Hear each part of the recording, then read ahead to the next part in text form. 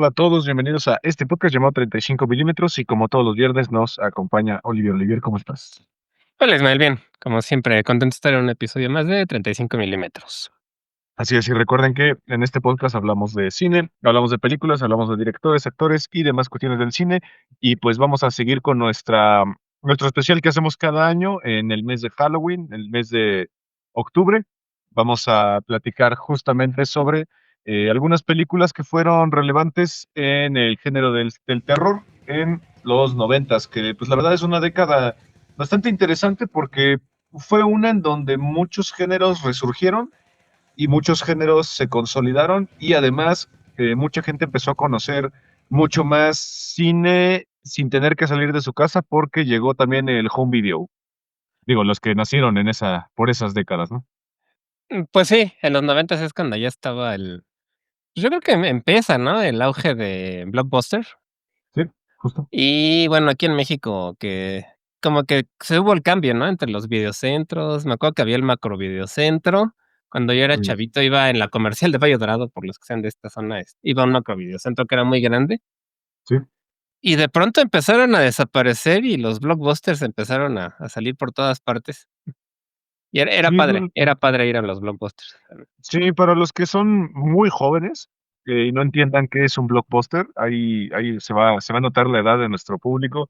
Un blockbuster, pues básicamente era igualito a un Game Planet, que es lo Algo que así. seguramente todo el mundo conoce, Creo solo que que eran más de la grande. misma empresa, por suerte, al Sí, de principio, ¿no? hecho, son de la misma Ujú, empresa, sí, solo que considerablemente más grande, mucho más grande, o sea, el triple de una tienda de ahorita de Game Plan o de Cuádruple, y era la sección de DVDs ya más tarde, pero originalmente eran puros cassettes, lo dividían en secciones de terror, de drama, de comedia, de niños, estrenos, que era como la pared principal de todos los estrenos, y sí. tú tenías que sacar una membresía con tu credencial y rentabas una película. Si era una película muy demandada, te la prestaban 1 o a veces 2 días y la tenías que regresar, y si la regresabas rebobinada, te marcaban a veces como un sello de que eres buena onda, y te daban a veces hasta rentas gratis. Y si era una película que ya mucha gente no conocía o no veía, te la rentaban. Yo creo que había películas que te podían rentar hasta semana y media, ¿no?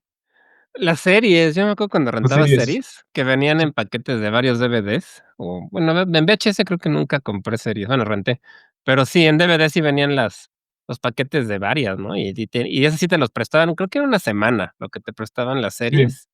Y las películas, creo que había cuotas, ¿no? Si la rentabas en viernes, te cobraban un poquito más para que te la pudieras quedar el fin de semana, algo así. Y me sí, acuerdo que había definitivamente. un buzón, ¿no? Para que las echaras en la noche y que si no la entregabas Sí. te cobraban multas. Y también si no rebobinabas los cassettes, en algunos también te cobraban multa y se te iban acumulando. Yo me acuerdo que todavía a mi mamá le llegaron a hablar para decirle que no había entregado una película ya así como poco tiempo antes de que cerrara el Blockbuster. Pues, quién Okey. sabe qué pasó, No, pues, porque ¿cuánto debía? pues nunca nos enteramos cuál fue, porque creo que o sea, realmente creo que no faltó ninguna y no sé si quedó ahí algún registro. Y por ahí me acuerdo que había unos que te tocaron, que había unos como cajeros automáticos que también salieron en ciertas zonas, que igual ibas al cajero y el Sí, cajero te daba la película y luego la regresabas al cajero igual. No me acuerdo cómo se llamaba esa es empresa. algo como los casilleros que ahorita pusieron de Amazon, Algo que así hay en eran. algunas Ajá. plazas. Sí, sí, tengo un vago recuerdo, pero creo que sí. También, pues, hacías la fila para tu renta o para tu devolución, y toda el inicio de la fila eran dulces, promocionales, palomitas, papas, para que, pues, acompañaras todo. Y en los noventas también, es importante que hablemos de algunos factores que surgieron, empezando porque todavía vivimos en una era pre-11 de septiembre, afectó mucho al cine. De hecho, si ustedes ven cine post 11 de septiembre, es mucho más depresivo, es más pesimista, abundan mucho las películas que hablan del terrorismo. Antes eso no pasaba, el No, terror no era propiamente sobre eso.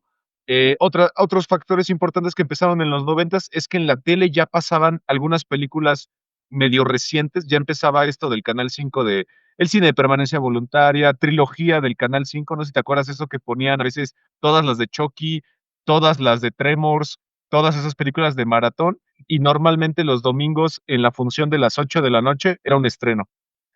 Sí, justamente, sí, sí me acuerdo de la cine permanencia voluntaria le llamaban, ¿no? Que Sí, a las del justo. Canal 5 y sí solían pasar trilogías de películas, si había, o con temáticas similares, ¿no? Como de terror o de Sí, acción y cosas así. O si te pasaban las varias versiones, bueno, varias partes de la misma saga, era padre eso de ver en la tele, aunque ya ahorita con esto de los anuncios, y a mí ya me cuesta muchísimo, yo ya no aguanto ver la tele abierta, y eso que en el streaming ya te meten anuncios en algunos, ¿no? sí. Sí, o sea, yo, por ejemplo, que veo la NFL en los domingos, es muy difícil verle un partido porque siempre te pasan los mismos comerciales de Play Do It, de apuestas, o sea, siempre es lo mismo y lo mismo. Y sí tienes razón, o sea, ver ya la tele es complicado. Y otra cosa importante es que en los noventas empezaron esta moda de pasar a veces películas underrated. Es decir, la versión del director, que no tenía cortes ni nada, y en la tele a veces pescabas, la versión con cortes. Sobre todo, esta cuestión la empezó una película llamada Scream, que ahorita vamos a platicar de ella. Scream tenía su versión underrated, que la podías ver en canales que eran de paga, como el Golden o cosas así. Ahí sí la podías ver. Si la pasaban en el canal 5 o en el 7, pues la tenías que ver censurada, ¿no? Sí, sí había partes que sacaban de escenas completas de algunas películas o Sí. con sobre todo cosas de desnudos o violencia más Como explícita, Titanic. pues Cuando ajá, dibuja a Rose, eso no lo justo, pasaban en el 7. esa sí, sí, tenía sus versiones censuradas y tenías que rentarla o buscar dónde había la versión sin censura. También las pasaban en estas que rentabas en Sky o en cable, que hablabas por teléfono para rentar primero. Yo creo que Cablevisión on demand. te pedían un código, para que hablaras por teléfono, pidieras la película. Yo me acuerdo que yo me sabía el código de mis papás y pedía película así como especies. Me acuerdo que la esa Okey, y cosas así que uno ve de adolescente. El abogado del diablo también, y entonces me tocó pedirlas, y ya hasta que se enteraron de los pagos, así de: "¿Qué es esto que me están cobrando aquí de te películas?". metieron una cagotiza. Pues sí me regañaron, pero creo que nunca se enteraron de las películas, aunque ya en retrospectiva realmente no eran para tanto, ¿no? O sea, sí había desnudos, pero no era nada especies hasta Sí, eso no, es bastante fresa, aunque sabía sí, el no, desnudo. no veías pornografía. No, No, exacto. Y el factor más importante que, pues, en los noventas ya era básicamente, el inicio y el auge de esto, el Internet. El Internet ayudó mucho, sobre todo estos pre-blogs como muy precarios, en donde la gente sí se ponía de repente a discutir películas y empezó a existir esta comunidad en donde la gente ya podía jactarse de que se había creado, digamos, una comunidad de gente que también le gustaba las mismas películas que tú. Eh, Aquí Gatiboro nos pone, hola, saludos, hola, no sé quién eres, pero hola. gracias por ver. Gatiboro, hola. Sí, pues el internet es súper importante porque, pues ahora sí que empezó la mamaduría del cine, ¿no? Antes el cine más mamador, pues sí era de ciertos círculos de que vayas a un cine indie, digamos, pero gracias al internet y a los foros, pues ya la gente podía entender que había más mamadores como ellos y pues aquí estamos tú y yo, gracias a eso, ¿no? Sí, al principio Internet era más bien para buscar información realmente, ¿no? Porque buscar una película completa era imposible. Sí, O sea, no era nada fácil. Este, pero ya con el tiempo, pues ya ahorita ya con los torrents y todo esto, pues ya también es una forma de conseguir películas que muchas veces no puedes encontrar de otra forma. A mí me da mucho coraje que estoy suscrito a un montón de cosas de streaming, y luego buscas una película y no está en ninguno, ¿no? Y tu único recurso es encontrar Internet. sí, Dice aquí exacto, o que sea, de dónde somos, sí somos de México, sí. somos de México, no sé quién eres, pero ok, Supongo que hola. esas, gracias por escucharnos, sí es Gracias por escucharnos, aunque no sé de qué país seas tú, pero bueno. Pónganos aquí en el chat cuál es su película de terror favorita de los noventas para a ver si nosotros ya la habíamos contemplado. Vamos a empezar con una obra maestra. Digo, seguíamos con obras adaptadas de Stephen King. Por aquí tenemos una que incluso le dio su Oscar a la gran Kathy Bates. Eres de Colombia. Ah, mira, ya. Colombia y México somos muy similares. en muchas Sí, la cosas. verdad es que no, se parecen. Se Nos parece parecemos. bastante, creo, la cultura es similar, sí. Sí, exactamente. Misery, estamos hablando de Misery de 1990 con la gran Kathy Bates. Si alguien no la ha visto, como un resumen rapidísimo, es un escritor que tiene una saga de libros llamado Misery y tiene un accidente y lo rescata una de su más grande fan, que está molesta con él porque en su último libro mató a la protagonista y ella básicamente lo secuestra y lo tortura para que reescriba la historia, ¿no? De eso se trata. Sí, que ya hemos hablado bastante de Stephen King últimamente porque está a través de moda, pero sí, en los noventas, vamos a hablar un poquito en orden cronológico de las películas, y sí, o sea, a mí sí entra como de la primera película de terror de los noventas que tuvo mucho éxito, este, gana un Oscar Kathy Bates por esta película, Sí, exacto. y la verdad es que yo considero que hasta la fecha es una de las mejores adaptaciones que hay de Stephen King, porque está muy bien actuada la película, ¿no? Es James Caan, que ya falleció hace Sí. un par de años, y es Kathy Bates, y ¿Y ya? prácticamente uno que otro personaje por ahí secundario que no tiene gran importancia, pero sí, ¿eh? Sí, es una película que incluso casi yo me atrevería a decir que el 90% de la película pasa en la casa de ella. Rara vez vemos algo por afuera, más que el accidente y algunas otras cosas. Una película que de repente sí puede tender a ser un poco gráfica, sobre todo la escena de los pies, que no la vamos a narrar porque eso sí sería un gran spoiler. Esa escena de los pies, a mí sí o sea, sí volteé la mirada de repente como, wow, no me lo esperaba para nada. Sí, la primera vez que lo ves está bastante bien lograda, ¿no? Se ve que son Sí, efectos prácticos, ya si lo observa uno ahorita ya más grande, porque, pues, a mí me tocó verla también joven, ya si la analizas sí se nota, ¿no? Cómo son efectos prácticos, se ve ahí un poquito la bueno, la prótesis, o no sé cómo le llamen prótesis, sí, exactamente, sí. pero verla en vivo aún sigue siendo impactante, creo, ¿no? O sea, sí te genera esa Sí, sensación de lo feo que estás sintiendo por este cuate que está ahí secuestrado. imposibilitado.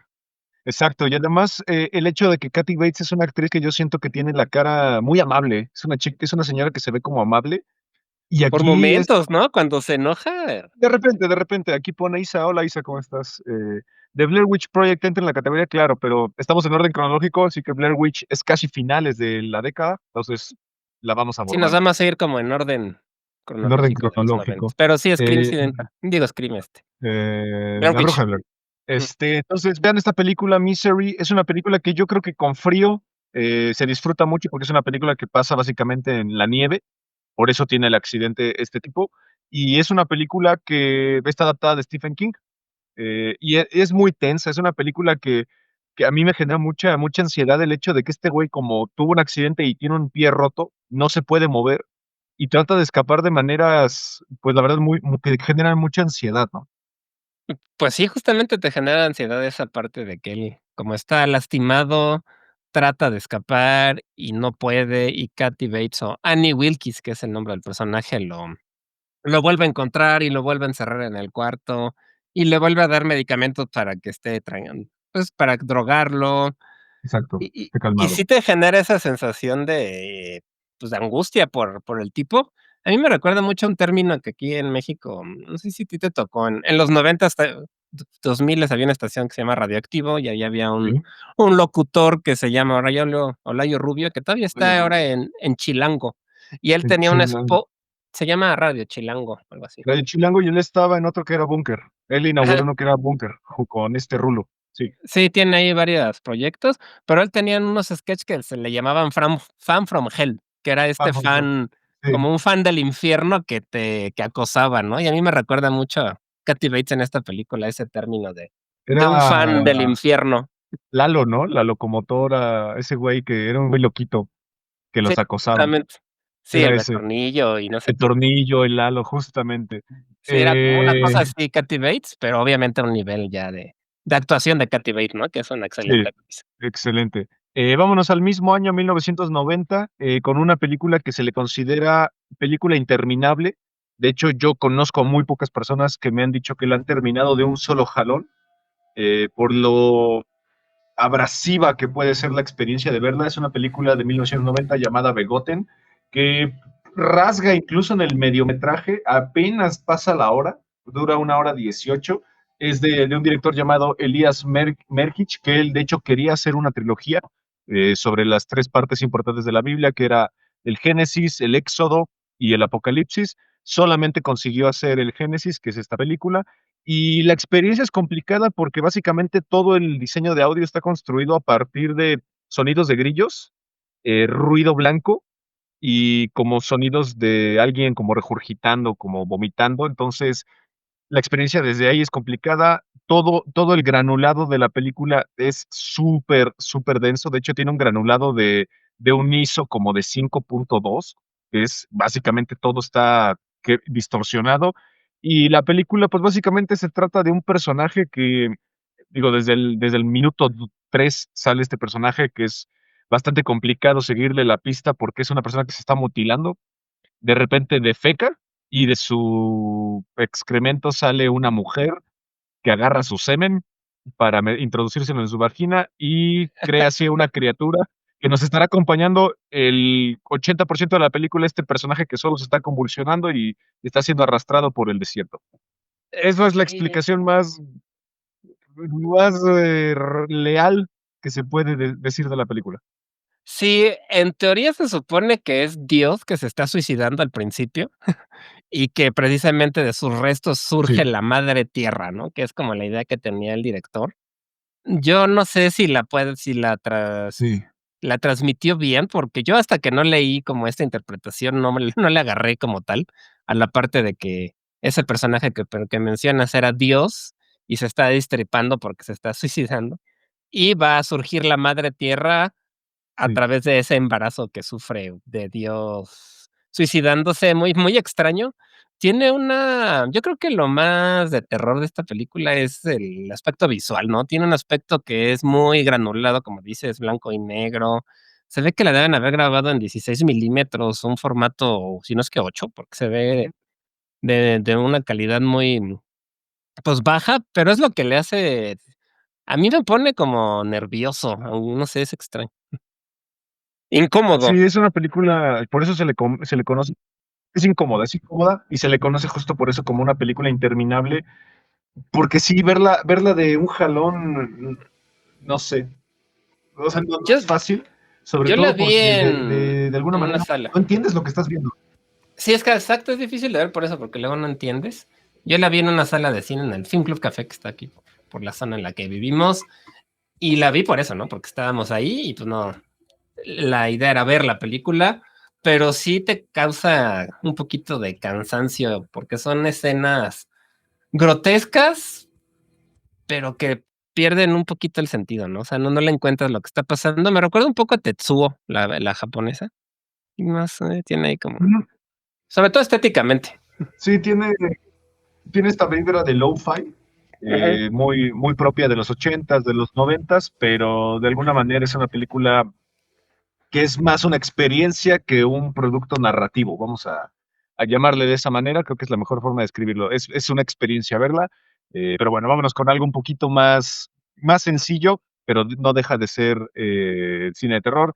Jacob's Ladder, una película de Adrian Lyne, una película de 1990 también, que también es considerada una de las películas más difíciles de ver, sobre todo por su temática, y porque es una película que tal vez no fue tan popular a nivel mainstream, sino que se le considera más como una película de culto.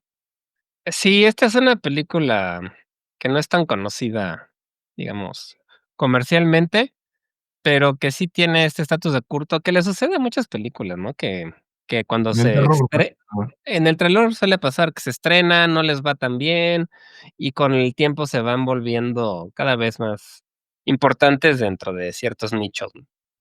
exacto. Si alguien nunca ha leído la Biblia, por ejemplo, la escalera de Jacob básicamente es una historia bíblica que se supone que esta escalera se le presentó a Abraham, si no me equivoco, o a Moisés, no me acuerdo, y que se supone que es la escalera en donde puedes ver a los ángeles cuando vienen a la tierra a visitar. Ya, Bueno, yo soy bastante malo con la Biblia, entonces no sabía esa parte, pero sí, el póster de la película en algunos, porque la van cambiando, sí es una escalera precisamente, ¿no? Es sí, justamente justo. esta escalera. El protagonista es Tim Robbins, que es un actor bastante conocido, pero no tan famoso, creo. O sea, ha hecho un montón de cosas, pero no es tan reconocido más que por su cara, siento, ¿no? Que, Sí, pero es muy buen actor y ha hecho un montón de películas. Tiene Mystic River, que tal vez es la mejor que puede hacer, tal ¿no? vez Mystic River es lo que ubiquen de él. eh, pero sí, creo que sí. No ubico otra película así como muy importante de él. Bueno, Eh, Shawshank Redemption, cierto, sí. Shawshank Redemption, sí, cierto. Y Austin Powers, él sale en Austin Powers, es uno de los secuaces del Doctor Malo, Sí, cierto, sí, sí, es sí. él. Pero de ahí, y ahí en la de Ron Burgundy, la del periodista, Ay, caray. la Ah, de, ay, The Player, no, esa no es de periodista. no, la de este güey, el de Saturday Night Live, el gigante, el que se parece a Chad Smith, Ay, caray. Ah, la de Anchorman, no. Sí, Anchorman, sí, sí, Anchorman, la sí, villana cierto, él de sale. Ron Burgundy, es uno de ellos también, sí, Sí, él sale en Anchorman, sí, cierto. Pero, pues exacto. sí, Jessica Lever es como más de culto, ¿no? Si no, no es tan conocida dentro, pero creo que es interesante, ¿no? Para como se sale un poquito de lo más comercial que también vamos a mencionar. Sí, exacto. Es una película que, pues, básicamente, empieza con la guerra de Vietnam, con un soldado, que es justamente Tim Robbins, que viene de la guerra de Vietnam. Y para no spoilearla, porque yo creo que es una película que sí necesitas como descubrir, sobre todo por los diferentes niveles de ensueño que pasan. Es una película en donde él empieza como a tener ciertas alucinaciones como tipo de estrés postraumático. Es una película muy rara. Sí, como que empiezas a ver su historia, ¿no? A través de flashbacks y de escenas oníricas, y es un poco experimental, creo, ¿no? Sí, es cine experimental, pero todavía entra dentro de lo mainstream. Sí, Bigoten es mucho más experimental, eso sí. Sí, sí, sí, no es una película tan abrasiva, Jacob's Ladder. En el 91 salió lo que es posiblemente la mejor película de terror de la historia, por lo menos para la Academia, porque es la primer película, que gana un Oscar siendo de terror. Recordemos que la primera en haber sido nominada dentro del género de terror fue El Exorcista, para Linda Blair, y no se lo dieron, y para el director, no se lo dieron, pero ganó mejor guión adaptado, eso sí ganó. Y la primera película en ganar un Oscar dentro del género del terror para mejor actor, pues fue sin duda El Silencio de los Inocentes, que sería la segunda parte de la trilogía original, siendo Hannibal la primera, la segunda es El Silencio de los Inocentes y la tercera es Dragón Rojo, que no es cierto, es al revés. Dragón Rojo es la primera, luego El Silencio de los Inocentes y luego Hannibal. Me equivoqué. Y que también nos daría a conocer a una actriz que ya había salido en varias películas, pero muy de niña y todavía no era como una actriz principal. Seguramente muchos la conocieron por Taxi Driver, que vendría siendo esta, ay, se Jodie me olvidó el Foster. nombre. Jodie Foster, gracias, y Sir Anthony Hopkins, que es el que se ganó su Oscar. Para mí su mejor película. ¿De Anthony Hopkins? Bueno, de De los Anthony 2, pues. Hopkins. De Anthony Hopkins, para mí sí. Es el Anthony Sí, Hopkins más aterrador que vas a ver en tu vida. sí, es el personaje por lo menos más recordado de Anthony Hopkins, sí, la verdad es que sí, sí lo hace muy bien como Hannibal Lecter. Esta película hace un par de semanas vi la serie de Ed Gein, la Ah, okey, está en nueva. Netflix, donde te cuentan un poco tantito sale ahí de Buffalo Bill y de la grabación y de cómo está inspirado el villano o el asesino de esta película, que es Buffalo Bill, que tiene esa característica esta película, ¿no? Que el que uno podría pensar que es el villano, que sería Hannibal Lecter, realmente no lo es en esta película, ¿no? Es más bien Es Buffalo un Bill héroe. el asesino. Es un antihéroe, sí, es un asesino que va a ayudar a encontrar a otro asesino, que es una temática común en películas de este tipo. Y en la vida real, eso pasó con Ted Bundy. Para poder atrapar Cierto. al asesino de Green River, le pidieron a Ted Bundy que les ayudara. No ayudó en nada, solamente les ayudó como a rectificar que su descripción del asesino sí era correcta. Sí, sí tienen estas cosas, ¿no? También en la serie Dead Game, ay, creo que eso no pasó, creo que en la realidad, pero hay unas secuencias en las que van los del FBI a hacerle la entrevista, los que salen después en la serie de Fincher, Sí, que se me olvida de también cómo. Manhunter, los de Manhunter. Manhunter, los de Manhunter van a hacerles entrevistas, aunque parece que en la vida real eso nunca pasó, Ujú. pero sí tiene esta parte de que sí, sí, eso suele dar, ¿no? Que buscan asesinos reales para buscar a otros. Y El Exacto. silencio de los inocentes yo creo que tiene, como dices, ¿no? Esa, pues, característica de que fue de las primeras películas de terror que tuvieron reconocimiento más allá de los de Del Funko. los del fandom normal, ¿no? Sino que sí llegó a los Oscar, sí la reconocieron como buena película, aunque no se animaron a premiarla, ¿no? Que creo que sí fue un desperdicio, porque es muy buena. Yo no sé por qué muchas veces Sí. al terror lo hacen a un lado, ¿no? Sí, exacto. Si alguien no la ha visto, es una película que básicamente se trata de un asesino en serie llamado Buffalo Bill, que secuestra a la hija de una como senadora. Entonces, Ujú. para poder encontrar a esta chica, eh, le encargan la misión a una detective novata llamada Clarice Sterling, que es esta Jodie Foster, y ella, pues, para intentar entender la psique del asesino, le pide a otro asesino que está en una sala de asesinos como sumamente peligrosos y sumamente inteligentes, que vendría siendo Hannibal Lecter, que su pasado nos indicaría que era un caníbal, que era una persona sumamente inteligente, y le ayuda a encontrar estas pistas a partir de un concepto llamado quid pro quo, que básicamente es que si ella le pide algo a él también tiene derecho en pedirle algo a ella. Entonces la película juega más como un juego filosófico bastante macabro entre ellos dos. Y datos curiosos, el póster fue diseñado por Salvador Dalí. La mariposa, de hecho, es de Salvador Dalí, la mariposa con esta calavera en el lomo. Y otra cosa interesante, Anthony Hopkins aprendió a controlar sus parpadeos para parpadear lo menos posible. Y de hecho, ustedes Ah, pueden ver la película y cuenten cuántas veces parpadea. Es casi nulas, sí, es parte del por qué se ve tan creepy, ¿no? Tan malo. intimidante. Tan intimidante, precisamente, porque casi no parpadea, y eso es algo que uno no nota porque, bueno, no nos fijamos tanto en eso, pero sí es cierto que gran parte de la película tiene los ojos abiertos sin parpadear.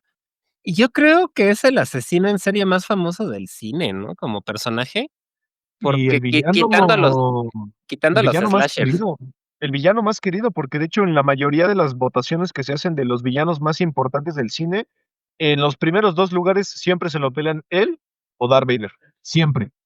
Sí, es que los 2 son villanos que caen bien, o que son atractivos, ¿no? Que tienen una historia Son que muy llama la atractivos. atención. Y Exacto, además, Hannibal tiene la parte de que es muy culto, ¿no? Y que se expresa de una manera muy propia, muy es un educada. muy educado, sumamente culto, que le gusta la cocina, la música, que de hecho le quedó bien a Anthony Hopkins, porque siento que él en la vida real es un tipo así culto que ha escrito hasta sinfonías, ¿no? Sí, exacto. Vean la trilogía y también pueden ver la serie con Mads Mikkelsen, Es buena, está la buena. verdad. Está La sangrienta precuela la serie. sí, la precuela no, a mí no me gustó, me pareció demasiado como justificante en cuanto a miren por qué este güey es malo, porque unos nazis se comieron a su hermana y es como, ay, no sé, como que Sí, como que me se quitaron un sobreexplica, poquito ¿no? ese lore, pero me quitaron un poquito esa mítica.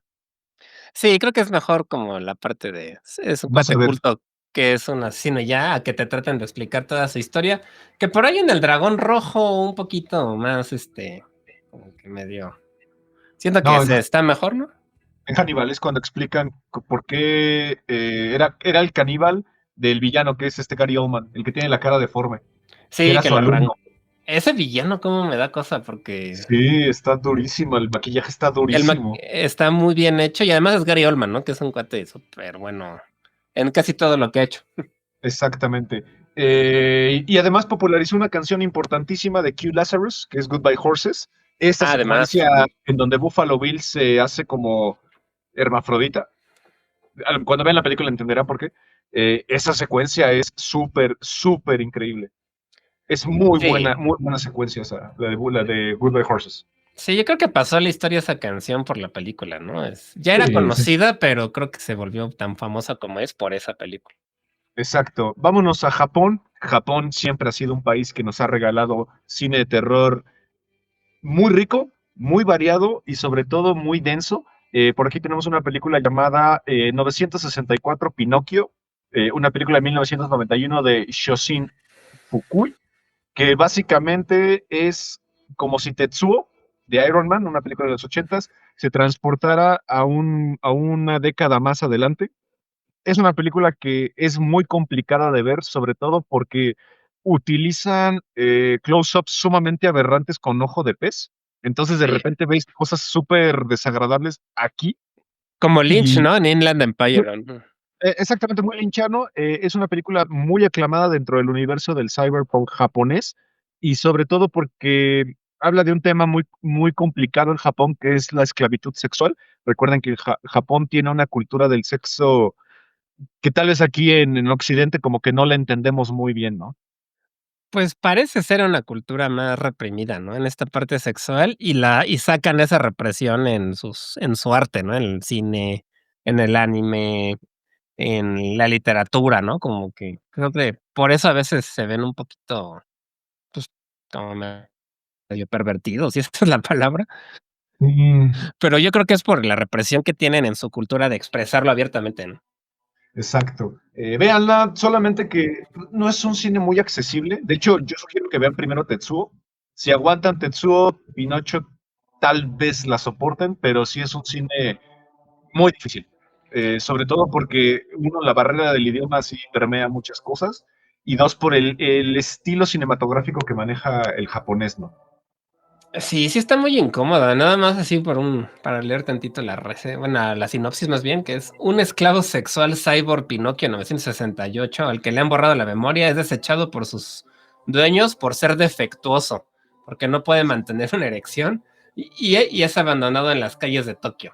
O Exacto, sea, de eso. está rarísimo, es como un Astro Boy raro, no sé. Sí, porque además lo adopta una chavilla y la chavita tiene que enseñarle incluso a hablar para que recupere su memoria. Entonces es un pedo muy raro, pero bueno, véanla. Yo la encontré en YouTube, así que ahí la pueden encontrar sin problema. Vámonos al 92, con una película que es brutalmente de culto. Sin embargo, no fue una película que tal vez siempre está como en el lore de las películas importantes, como que normalmente siempre la mantienen como en el culto. Además, es una película producida por el rey del terror, que es Clint Barker, que nos regaló ya en los ochentas la saga de Hellraiser. Estamos hablando de Candyman, una película que además, si no estoy mal, es el primer villano de este estilo que es afrodescendiente. Sí, sí creo que sí, sí es el primero. Pues no sé si contarlo como slasher, pues puede ser, ¿no? O sea, sí tiene muchos elementos Es de slasher, sobrenatural, ¿no? aunque es más Sobrenatural. sobrenatural que un asesino así más tradicional. Sí. Y sí fue como, pues ahora que me lo pienso, creo que es el único que me acuerdo, así de las figuras populares del terror, villanos afroamericanos o afrodescendientes, no me viene a la mente ningún otro, seguro hay, pero Sí, ahorita no me... seguro hay.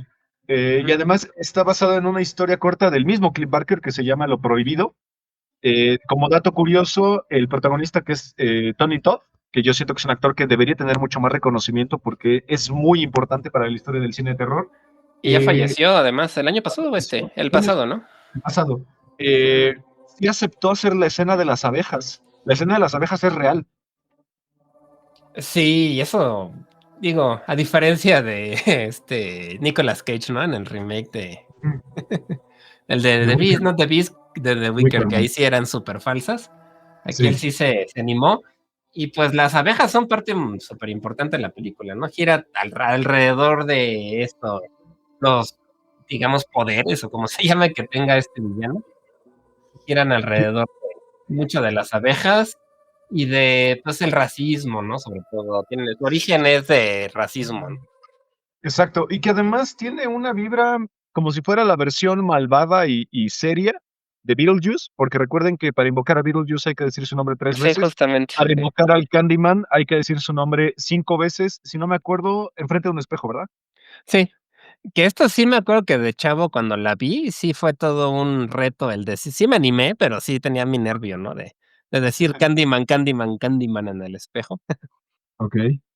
Y por ahí hay otra, ¿no? Bloody Mary, creo que también hay unas The películas Mary. que hacen lo mismo, Y hay un pero juego, no sé si te acuerdas, hace como 10 años en Facebook se empezó a hacer un juego de Charlie, que era con unos ah, lápices. Y si ponías dos lápices y los balanceabas y sí es decías Charlie, cierto.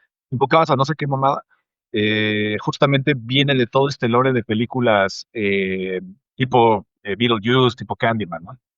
Sí, justo así tiene esa forma, esa. ese origen también, ¿no? Al decir varias veces su nombre, que parezca que Beetlejuice, pues, lo hace de manera más cómica, ¿no? Y Candyman sí es un villano. A mí sí me daba miedo, la verdad, cuando lo vi más chavo, sí me llegaba a llegar a dar miedo, pero creo que solo la uno es buena, ¿no? Pues, bueno, por lo menos solo recuerdo la uno. Sí, son 3 si no me equivoco, la saga, y algo importante es que el villano tenía como un cañón con un, garfio. Con Justamente un garfio. con eso te mataba, que después una película que vamos a mencionar más adelante, recupera un poquito esta arma, ¿no? Que es un arma tal vez poco útil o poco convencional, que sería, sé lo que hicieron el verano pasado, ¿no? Sí, que también es noventera. También es noventera y vamos a hablar de ella más adelante. Mientras, vámonos con una película de uno de nuestros directores favoritos, tanto de Olivier como mío, que es Michael Haneke, un tipo bastante, ¿cómo decirlo? Bastante crudo en cuanto Sí. a su estilo cinematográfico. Él es un director que normalmente se mete mucho como a explorar la peor parte de los seres humanos y lo culeros que podemos ser como especie entre nosotros. Él en 1992 entrega la segunda parte de una saga. La primera sería El Séptimo Continente, es del 89, y luego entrega el video de Benny. No sé si la has visto, Benny's Video. Sí, esta es una película muy buena. Creo que fue de las primeras que vi de Haneke, porque es de las más populares que tiene fuera de Amour, ¿no? Yo creo que es la otra que tiene que es De bastante Piano conocida. Teacher. De Piano Teacher. Sí, también esa es bastante conocida, pero sí, Venice Video es una película que por momentos me daba vibras de Videodrome y de ese estilo, sobre todo por la temática, no tanto porque fuera horror corporal, ¿no? Sino porque Sí, trata de la enajenación con los medios, la violencia, el cine con snuff se mete mucho el como a la parte del snuff. Si alguien no ubica este término, básicamente el cine snuff es este género en el que alguien encuentra un video y en ese video básicamente son torturas o asesinatos o cosas así. Básicamente son unos niños, bueno, unos adolescentes, que de hecho el actor de esta película sería después otra vez actor de una película de Haneke que vamos a hablar más adelante.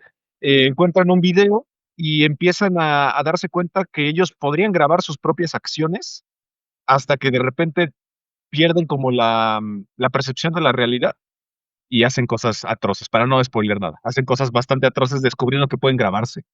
sí, a mí me recuerda un poco a la temática que la serie esta de adolescencia trató un poco, pero ya Mm. en una forma mucho más cinematográfica, ¿no? Sí, porque además, algo que cuando yo vi esta película me di cuenta de que México tiene una cultura muy distinta. Ahorita la chica que estaba aquí, no sé si eres hombre o mujer, perdóname, Gatiboro, lo siento, no sé tu género. Eh, no sé si en Colombia pasa esto. Aquí en México, por lo menos, mis papás ni de pedo me dejaban meter a una persona a mi cuarto, mucho menos una chica, ni de pedo. Y yo veo que es algo que, por ejemplo, en Estados Unidos o en Europa lo ven como muy normal, ¿no? De hecho, ahorita que acabo de ver Beetlejuice la 2, me di cuenta de eso, de que la chica se mete al cuarto del chico este y nadie dice nada. Es como, güey, no sé, aquí en México me parece que no, eso no me Mm, dejarían. mm, no es tan común, pero en Europa sí es más normal, ¿no? Inclusive creo que allá sí dejan que los novios se queden con sus parejas, aunque sean adolescentes todavía y cosas de ese Sí. estilo. Creo que en algunos lugares de Europa no lo ven mal, pero sí es cierto que en México no es tan común, ¿no? A mí no me fue tan mal en ese aspecto, no era que no me dejaran como tal, pero sí me estaban checando, eso sí. No, a mí no, a mí nada, o sea, era de la sala no pasas, cabrón. O sea, te quedas No, a mí ahí. sí me daban chance, pero sí se daban sus vueltas. Sí, exacto. Entonces, vean Venice Video, tiene una secuencia que es muy interesante porque es todo lo contrario a la regla del guión del show no tell, porque Ah, sí. básicamente hay una secuencia donde no se ve nada y todo se escucha. Y tu propia imaginación es la que construye lo que está en la vida real, ¿no? Y esa secuencia a mí me parece que es así de cine de alta calidad. Sí, es que es una de las características que tiene Haneke es que hace eso, o sea, que te deja que tú seas el que a través de lo que Construye. estás viendo te generes tu propia historia, lo entiendas, o sea, como que te deja que tú seas el que investigue lo que va a pasar y no te lo da tan obvio, ¿no? Y como dices, hay veces que hay escenas donde no se ve nada y lo que tienes que hacer es escuchar, o son escenas con encuadres muy abiertos en los que hay un montón de cosas pasando y tienes que ver qué es lo que importa para la historia. Exacto. Siento que es de los directores que más respeto siente por el espectador en ese aspecto, ¿no? Que no piensa que eres tonto y te tiene que explicar todo, sino Pero al exige revés, ¿no? mucho. Él te Exacto, exige es mucho exigente. como audiencia. De hecho, lo perfeccionaría más adelante en una película que vamos a platicar después. Pero bueno, ahorita hacemos una pausa con Michael Haneke. Vámonos con una peli rápida. Digo, es una película gigantesca, pero rápida porque la hemos platicado muchas veces. Una Sí, película que dura más de 3 horas.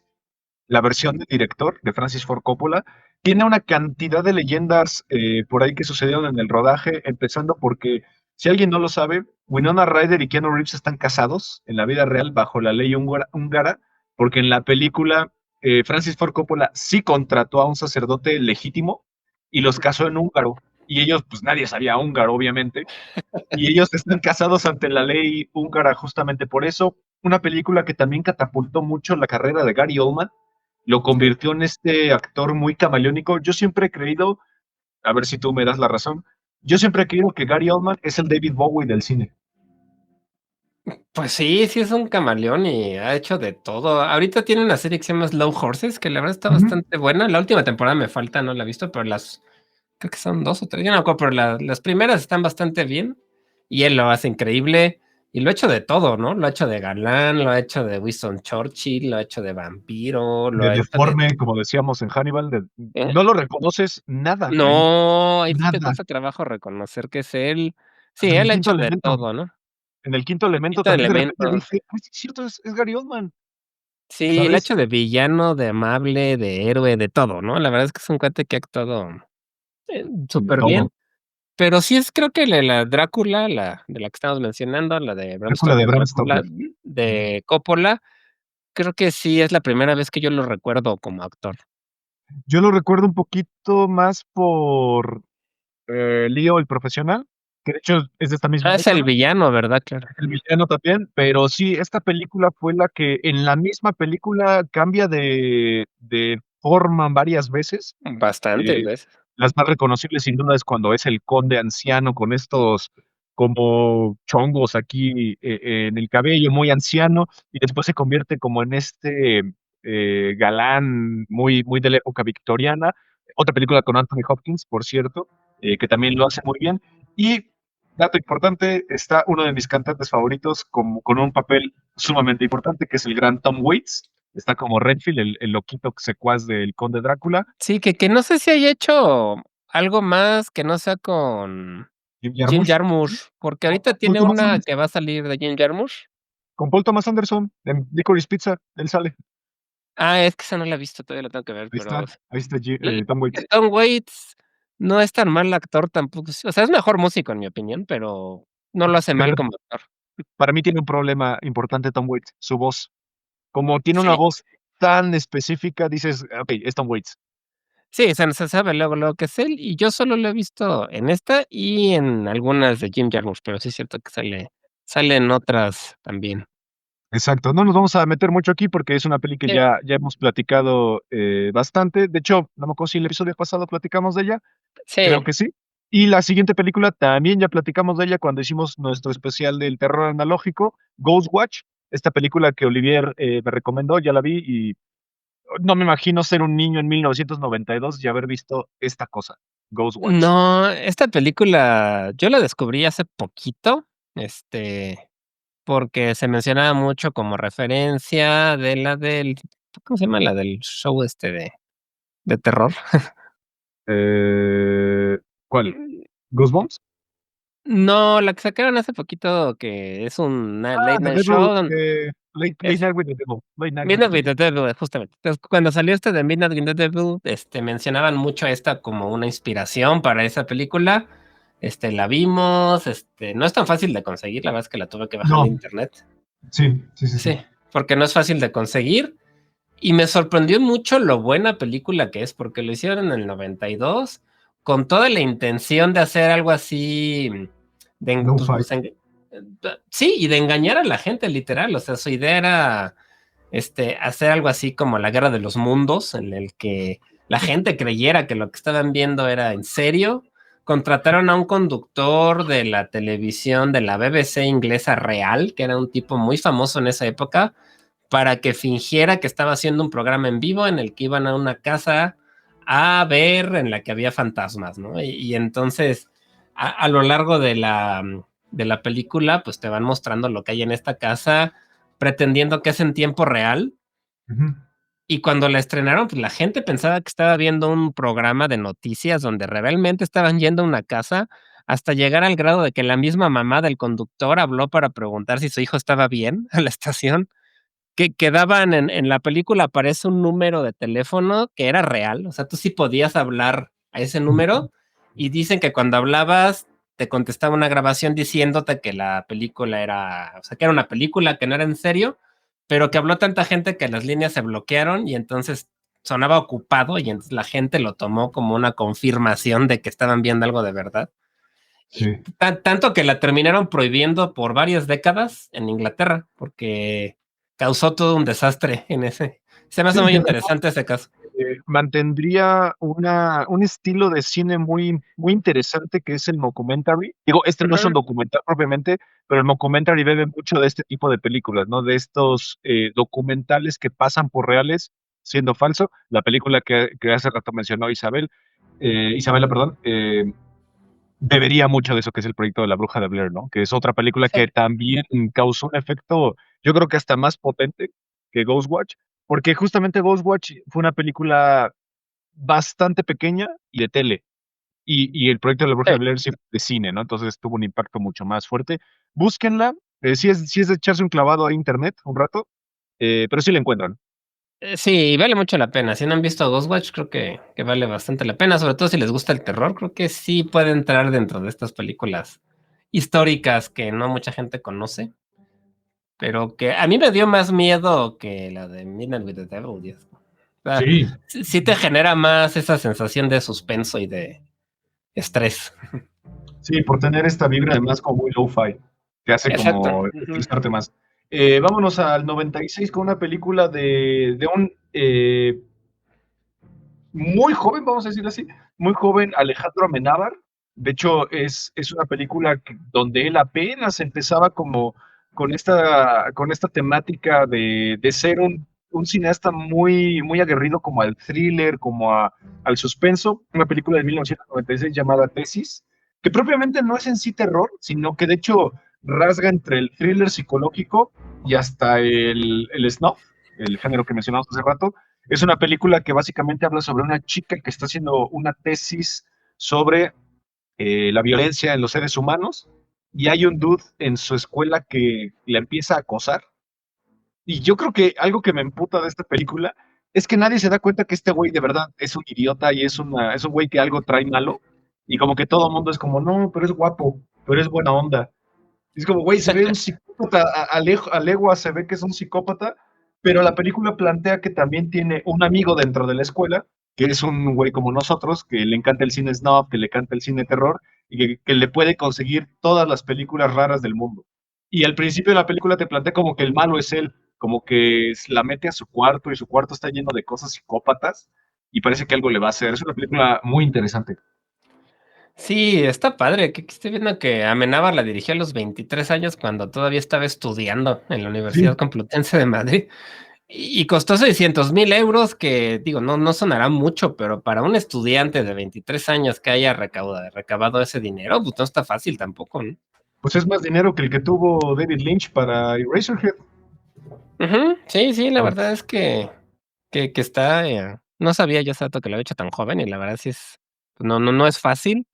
Y fue una época en los 90 que surgió mucho esta parte del cine snuff, ¿no? Por ahí hay una película de 8 mm de Nicolas Cage Sí, que también habla de este tema, que fue algo, pues, que creo que estuvo más en boga en los 90 esta idea de que existían películas de terror reales, ¿no? Que realmente lo que estabas viendo sí. era de verdad.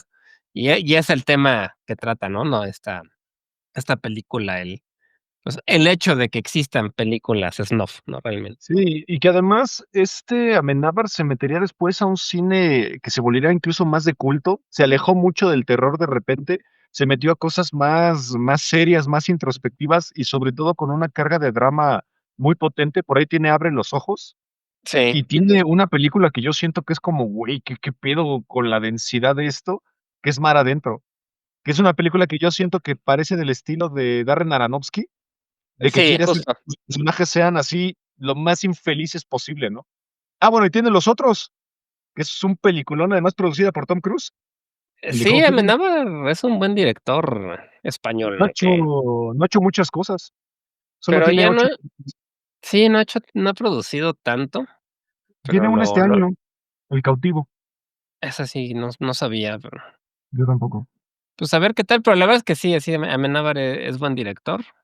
Sí. Yo creo que lo más conocido, pues, sí puede ser Los Otros, ¿no? Porque es gringa, ¿no? Es una Mar producción gringa. Adentro ganó un Oscar. Mar Adentro es de Oscar. Mar Y Adentro, cierto, este es Bardem, ¿no? ¿Sí es Bardem? nos enseñó a Bardem, nos dio al público a Bardem, justo. Que después hizo algo parecido en cuanto al dramatismo, ¿no? Con este Iñárritu, la de Beautiful, ¿no? Es como igual Beautiful. así superdramón, Sí, tiene ahí su vibra. Sí, sí, sí. pero Mar Adentro me gusta más Sí, Mar Adentro es una gran que película. Beautiful.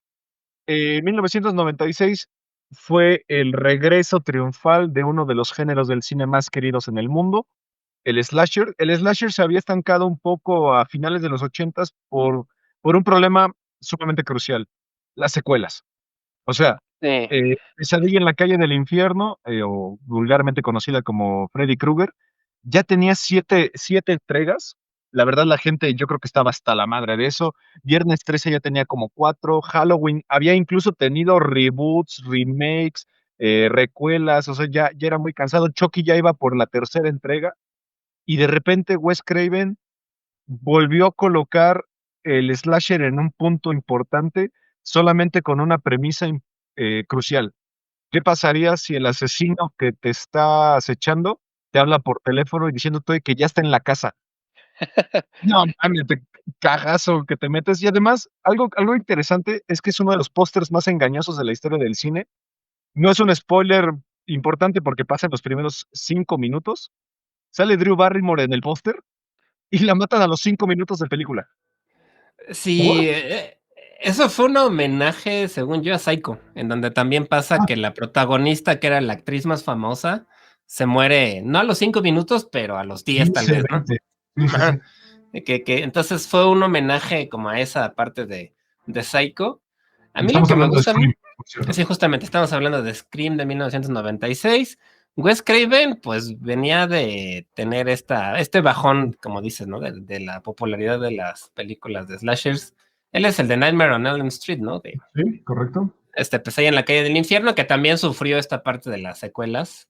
Y The Hills Have Eyes, que también ya tuvo sus secuelas y que es una película importante también. Sí, es un Las excelente leyendas director vienen lobos. de terror, Wes Craven. Y Sí, muchos consideran que él resucitó el género del terror con esta película, porque creo que su genialidad es que lo vuelve algo de cinéfilos, o sea, de fans de las películas, porque gran parte de su premisa es que los protagonistas son fans del cine de terror, el asesino es fan del cine de terror, entonces como que generó como que uno como fan metaverso. del terror, ¿cómo? Metaverso. Como un metaverso, sí, algo muy meta, es exacto como le llaman ahora. Pero siento que te hacía sentir como apreciado, ¿no? Como fan del terror también. Sí, exacto. De hecho, dentro de la misma película ven Halloween. Están Exacto. viendo Halloween con cuates reunidos en una peda, que era una peda bastante sana porque era ir a casa de alguien a ponerse pedo, pero mientras veías una película slasher. Y Sí, además, algo importante, es la primera película de la historia que dentro de la misma narrativa explica las reglas del slasher. Un exacto. personaje las dice, o sea, tiene que haber una chica Final Girl, que normalmente es la única que es como pura, la que no tiene vicios ni nada. Siempre los que mueren son aquellos adolescentes que están haciendo algo indebido. El asesino tiene que tener un arma blanca, no puede usar armas de fuego. Normalmente es encapuchado para no saber su identidad y normalmente pasa en la noche. Normalmente son asesinatos de noche. Rara vez van a ver una película de slasher que pase de día. Sí, justamente. Sí, tal cual, ¿no? En una secuencia te dicen las reglas, ¿no? De lo que es el slasher, y son cosas que cuando yo la vi por primera vez, pues no conocía tan a fondo este cine y sí me llamaron la atención, ¿no?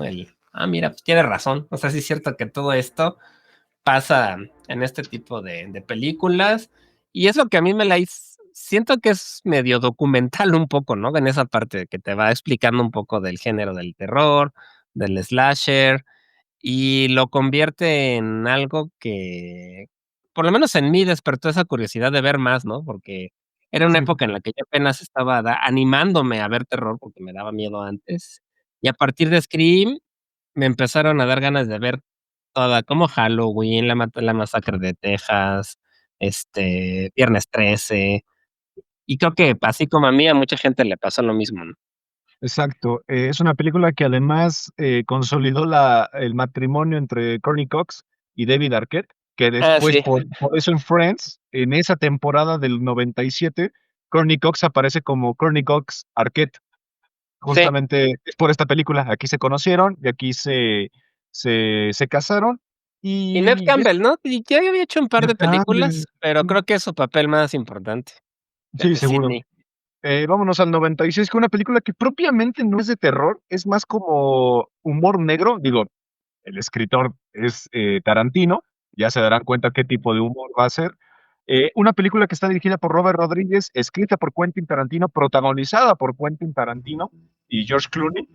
Una película llamada Del crepúsculo al amanecer, From Dusk Till Dawn, que aquí lo que intentaron hacer es como revivir un poquito ese cine de serie B, como de doble función, lo que se le conoce como el Greenhouse, que eran estos cines como underground en ciudades grandes que estaban en sótanos y la gente iba a ver serie B.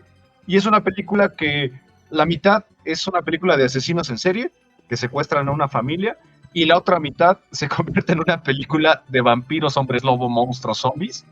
Eh, Ujú. es genial, es una película genial. Sí, a mí me divierte bastante. Es un guión de Tarantino. Él no la dirige, actúa y escribe el guión y la dirige Robert Rodríguez, que hasta la fecha pues, se ve que son amigos, ¿no? Que Sí, se aprecian porque hacen proyectos juntos y seguido hablan el uno del otro. Y que tiene, sí, justo esa característica que parece que va por un lado y de pronto te la cambian por completo. También fue la película que hizo que Salma Hayek se volviera un éxito en Estados Unidos. Yo creo que sin esta película no le hubiera ido tan bien en Estados Unidos. Pues, en este caso, pues, fue yo creo que el 90% por su físico, porque se veía muy guapa en esta película. y nos enseñó el fetiche que tenía Tarantino por los pies de una manera ya Ah, súper descarada. sí, cierto. Una película que además tiene un elenco genial, que está el gran Harvey Keitel, fetiche importante de Tarantino. Es de las primeras películas en donde aparece Danny Trejo, ya como un actor importante. A lo Cierto. mejor muchos lo conocen como Machete. Robert Patrick, también por ahí está, es uno de los policías. Wilmer Valderrama, que es este Fez, el de That 70 Show, Ujú. por ahí aparece. Y este actor que es muy interesante, que es Tom Savini, que Tom Savini es un actor que, además de ser actor, es director y especialista Efectos, en efectos especiales. Es uno de los efectos creadores visuales, sí. del zombie moderno. Sí, él trabajó con Romero, Sí, y diseña prostéticos, maquillaje, efectos prácticos. Y es un cuate que empezó, haciéndose famoso por eso, y después ya salta a ser actor y director, también ha dirigido bastantes películas, pero yo creo que su legado más grande sí es en los efectos prácticos. exacto. Y hace rato que estábamos platicando de Neve Campbell, vámonos con una película que también es importante para ella, que ahorita en Halloween he visto que es un disfraz que mucha gente como que recurre otra vez a volver a este estilo, que obviamente tienes que tener amigas para poder completar a los 4 personajes para hacer este disfraz. Jóvenes Brujas, o mejor conocida como The Craft, esta película, que también nos regaló a una actriz que yo siempre he sentido que tiene una fisionomía súper particular. No es fea, pero tiene algo como raro, ¿no? No sé si estés de acuerdo, Fairuza Balk, que tiene esta cara como muy rara, unas facciones muy fuertes. Eh Sí. que realmente yo no creo que sea una película tan de terror, yo más bien creo que es como un coming of age muy Es oscuro. adolescente, sí, es una película de adolescentes.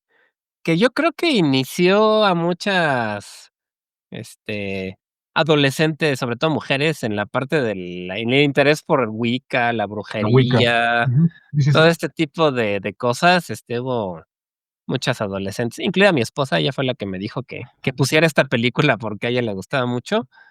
Y sí, ¿no? Les generó este interés por este mundo más oculto de la brujería, que es algo muy femenino, creo, ¿no? O sea, es como algo que le apela más a lo femenino que a lo masculino, creo.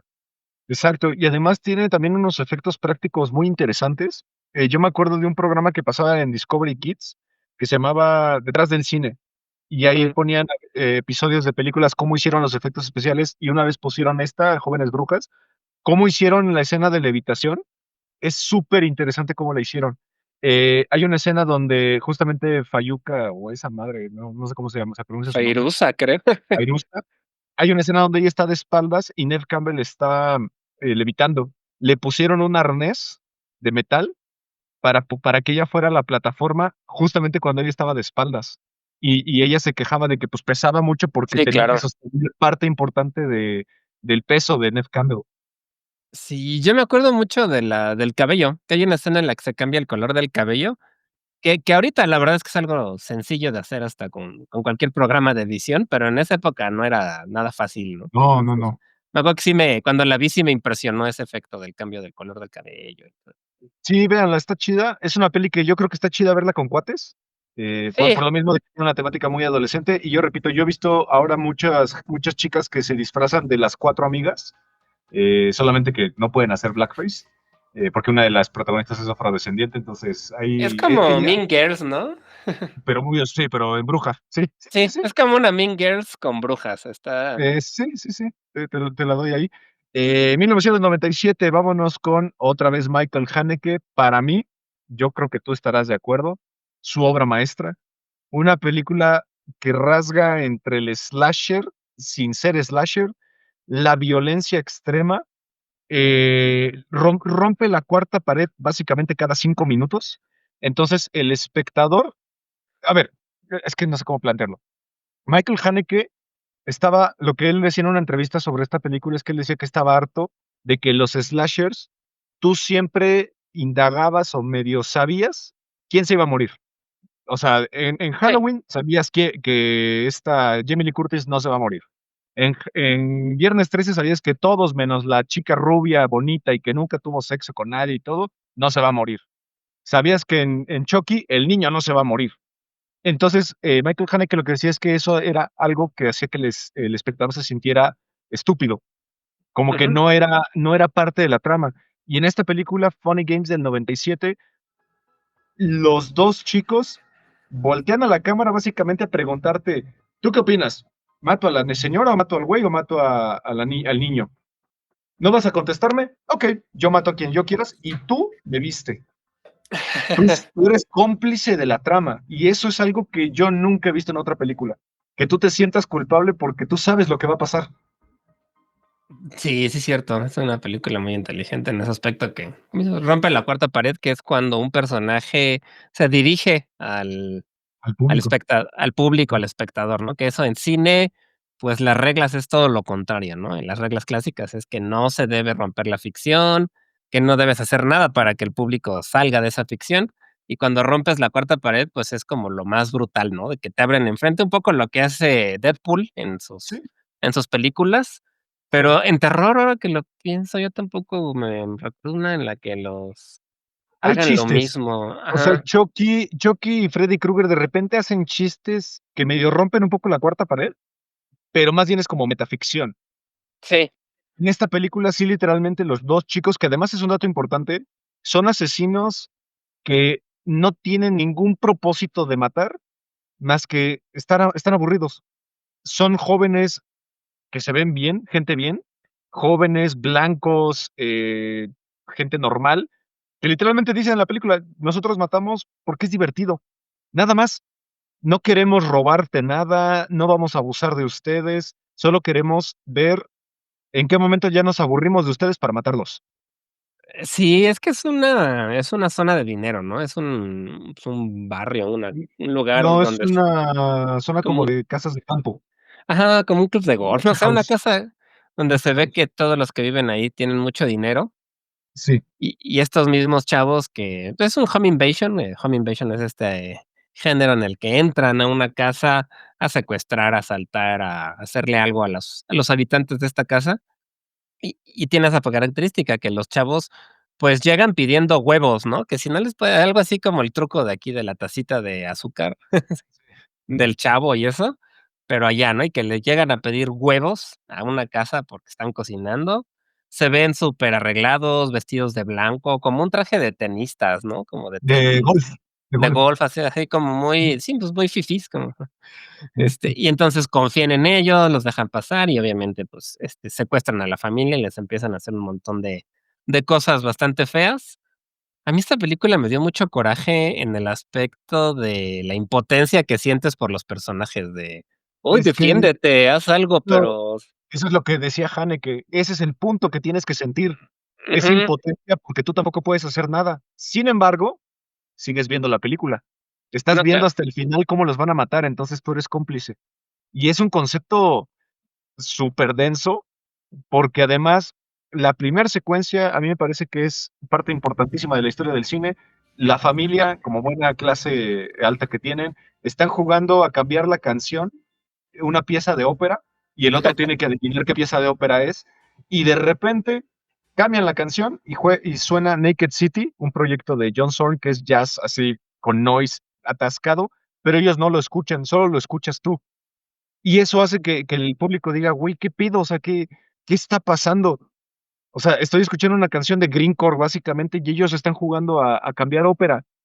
O sea, es una película que juega en diferentes niveles de involucramiento con el público, ¿sabes? Sí, sí, te va, pues, inclusive juega con el público, ¿no? Te manipula bastante porque, digo, eso ya hacia el final también tiene una secuencia que te saca mucho de onda, ¿no? Que Que nunca lo he para no visto, ¿eh? Yo nunca he visto otra película que se atreva a hacer eso. sí, es súper disruptiva así en ese momento y la verdad es que si no la han visto vale mucho la pena. Hay un remake gringo que lo dirige igual Michael Haneke, que tiene esa virtud, que rara vez lo dirige el mismo director, la versión gringa que la europea, pero Eh, yo vería la europea primero, la sí, verdad. aunque más bien no se llaman remakes, esos se llaman shot by shot. Eh, Bueno, sí, son son como copias exactas de la misma película para hacer un ejercicio. Ya lo hizo en su momento Gus Van Sant con Psicosis, que sí, también hizo un shot by ujú. shot, que la reconstruyó completamente al 100%. Yo me voy a quedar una de las escenas finales, sin spoiler, durante 5 minutos, Michael Haneke te enfoca en un close-up un cuchillo, y un cuchillo, y un cuchillo, y un cuchillo, y la protagonista puede agarrar el cuchillo, y tú dices: "Güey, va a agarrar el cuchillo, ya, a huevo lo va a lograr", y de repente el mismo asesino voltea a la cámara y dice: "Ah, ¿este cuchillo?", y lo manda a la chingada, y tú dices: "Puta madre". O sea, algo interesante de esta película es que Michael Haneke juega contigo, con tu estrés. Te Sí. nunca no hay ni un segundo de la película en donde Michael Haneke te dé tregua, ni uno. Está padre porque juega con que uno como espectador, pues, muchas veces sientes que ya adivinaste qué va a pasar, ¿no? Y tiene Eso, hasta orgullo te da a veces de: "Uy, ya sé qué va a pasar". Y no, él mismo te sacaba de eso y además de sacarte, te sí, lo decía en la jeta, ¿no? De: "Ah, sí, ya pasó". llegó la policía. Ya, Sí, ya. Y aquí no, o sea, literalmente tienes el ojete fruncido toda la maldita película. Véanla, está en YouTube las 2 la gringa y la sueca. Está en están las YouTube, 2. véanla, está chingoncísima. Yo creo que es de mis películas favoritas de la historia del cine, sin duda. Y Sí, bueno, vale vámonos muchísimo la pena. muchísimo, exactamente. Vámonos igual al 97, ya vámonos a ir un poquito más rápido. Una película llamada Event Horizon, una película protagonizada por Sam Neill y por Lawrence Fishburne, Morfeo, y el de Jurassic Park, una película de Paul W. S. Anderson, no confundir con Paul Sí, no es Thomas Paul Anderson. Thomas. Esta es otra película. Una película que básicamente es como un sci-fi de terror muy de la mano de Alien, el octavo pasajero. Sí, justo tiene esa vibra, ¿no? De Alien, es de las pocas películas de terror espacial que yo recuerdo así. Hay varias, Sí, pero son como es de las más conocidas. Es una película que también se fue volviendo de culto, ¿no? Que tampoco le fue tan bien cuando se estrenó, y con el tiempo se volvió haciendo popular por la parte de esa, ¿no? Que juegan con el espacio, con la ciencia ficción y ¿Y te sabes meten ahí terror. por qué se volvió popular en los últimos años? Es por una pendejada. Se volvió No. popular por un youtuber que subió un ranking de los pósters más feos de películas de la historia. Puso que Event Horizon es de los primeros 5 lugares, y por eso la película empezó a tener como otra vez un boom, porque lo reconstruyeron. En el póster sale la jeta de Lawrence Fishburne y Sam Neill en la luna, horrible, Sí. y la productora lo cambió y volvió a hacer un póster sin la cara, y la película empezó como otra vez a tener un boom. No sabía ese dato, pero no me sorprende porque sí, ahorita las redes sociales pueden revivir o matar cualquier cosa, ¿no? Pero, pues, está padre, la verdad es que ya no la tengo tan fresca, ya hace muchísimo tiempo que la vi. Yo la vi en el 5, no sé hace Sí, cuántos millones de años, sí. sí, son de esas películas que igual han visto y no se acuerdan, o que pasan mucho en la tele. Y a mí lo Sí. que me llama la atención, digo, además de la parte de la película de la ciencia ficción, es que Sam Neill, como actor, uno lo recuerda por Jurassic Park, Ujú. que si la analizas, pues, también podría ser de terror, pero ha hecho mucho terror. Él como Possession, tiene Possession también, tiene varias de terror. Tiene sí, La Profecía. cierto. Ah, sí, es cierto, tienes toda razón, la profecía. Sí, Sam Eh, Neill, que es el de Jurassic Park, si no lo ubican, él, ha hecho sí. mucho terror, y yo considero la uno de Jurassic Park como que tiene bastante influencia de terror, ¿no? También. Exacto. Repito, vámonos a irnos un poquito más rápido. Vamos a Canadá. Canadá también tiene, para mí, una de mis 10 películas de terror favorita. Si no les gustan las matemáticas, tal vez esta película no es para ustedes, porque aquí se juega muchísimo con las matemáticas. Es una película llamada El Cubo, una película que en resumidas cuentas se trata de unos dudes de diferentes clases sociales, índoles y todo eso, que están encerrados en un cubo gigantesco, y para pasar a la siguiente habitación tienen que calcular, números primos, porque se supone que las habitaciones con números primos tienen trampas, y trampas horribles. O sea, literalmente, las peores pesadillas que se puedan imaginar, esas son las trampas, y todo es gracias a la ayuda de uno de los reos, que es, alguien que tiene como autismo, y que es el único que puede hacer números primos rápido. Sí, sí es una a mí se me hace de las por lo menos de las primeras que yo vi que tratan este tema tipo, No. Squid Games o cosas de escape rooms, ¿no? Que también se volvieron populares. Todo este concepto del escape room y The Cube se me hizo por lo menos la primera que yo recuerdo, seguro hay más antiguas, pero es de las primeras que yo recuerdo que tienen esa temática tan de escape room, de resolver, problemas para escapar, que no te maten. Y por otro lado, pues, las muertes son bastante Gráficas. interesantes, diferentes, gráficas. Se muere me acuerdo por ahí uno que lo cortan unos láser, por ejemplo, que se ve bien impactante. Y unas cuerdas como de metal y que lo hace en Ajá, pedacitos. Es una ajá. combinación entre Saw y Hellraiser. Sí, sí tiene por ahí un poquito más de filosofía, creo, ¿no? Porque trata un poco Ujú, como de las clases sociales y de esas cosas también. Es exacto. interesante, y ya después han hecho varias. Hay una, creo que es española, que se llama El Hoyo, o algo así, que me recuerda mucho al Ah, Cubo. sí, O no, sí, La sí, sí. Plataforma se llama, ¿no? Algo así. El O sí Hoyo. es El No, Hoyo. sí, El Sí, Hoyo, esa El Hoyo, sí. sí, ¿no? Que van bajando por niveles como una cárcel, ¿no? Y les van tirando comida, algo se me Sí. hizo similar.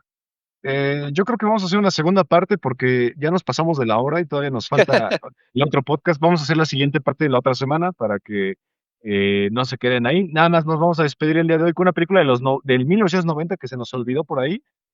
Yo creo con toda seguridad que es la película que más veces vi en el Canal 5. Fácil. La he visto fácil 15 veces. Fácil. Tremors siempre era.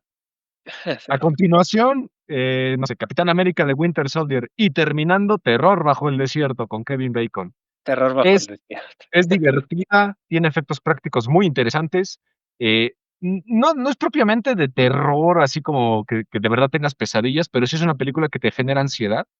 Y que es una película que además catapultó mucho la carrera de Kevin Bacon, que él ya venía del terror con Viernes 13, pero aquí es una película en donde viven en un pueblo donde habitan como 15 personas en medio de la nada, en un desierto, y de repente aparecen unos como gusanos gigantes de la tierra que pues básicamente te comen y tienen la capacidad incluso de comerse un auto.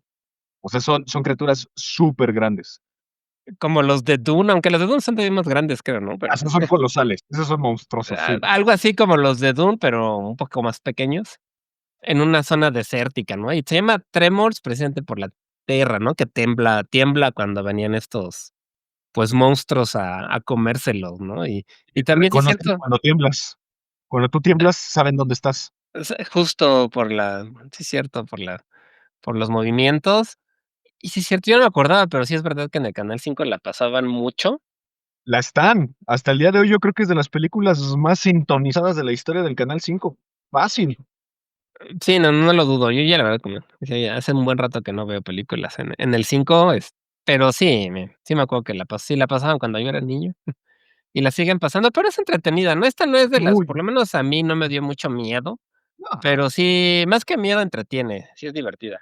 es muy divertida. Kevin Bacon es genial porque es este granjero, superhéroe que todo lo puede hacer, pero que además yo creo que, todo el lío se zafan de él de una manera muy humana, como muy científica incluso. A ver, si estamos en la Tierra, tiembla, y estos güeyes reconocen mi temblorina.